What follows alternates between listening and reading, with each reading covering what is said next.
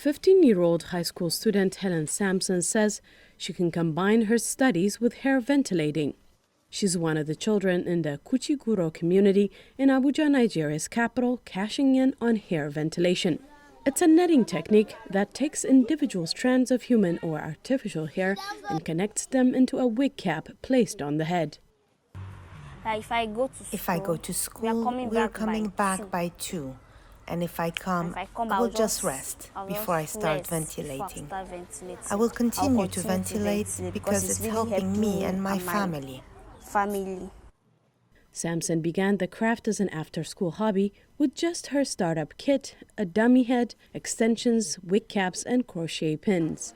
1 year in, Sampson says she's turned her hair ventilating craft into a profitable business and now trains and pays other children to work for her.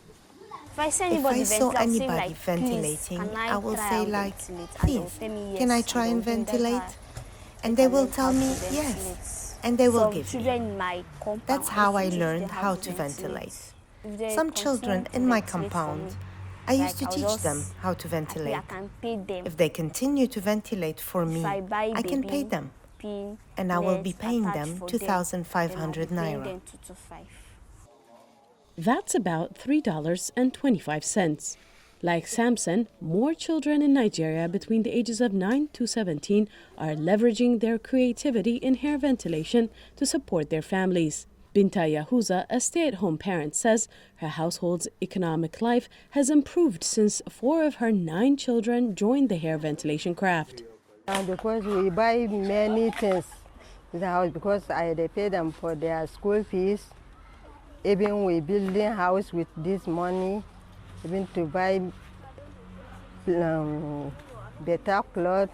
We are buying plenty food where we are eating, so many things. Ruben Madaki, a hair ventilation coach, says the renewed demand for braided wigs, which can cost between $100 and $400, makes the hair ventilating business lucrative. Some people quit their job just to do this ventilates. We have a lot of people buying it from here, and some people even wave it to Lagos. People that are buying it in Kuchingoro here. They wave it to Lagos, they make a little profit from it. Although youth entrepreneurship is common in Asia and America, it's still new in Africa. There have always been challenges of infrastructure and culture where children either lacked access to the infrastructure or support for business. James Oluromiti, an Abuja-based entrepreneurship trainer, encourages youth entrepreneurship in low-income countries. As long as nobody is exploiting them from behind, then it is not against the labor law. But it is important that they are guided so that they can strike a balance between their pursuit of entrepreneurship and their studies. The Kuchigoro children work under the supervision of adults, their parents or trainers.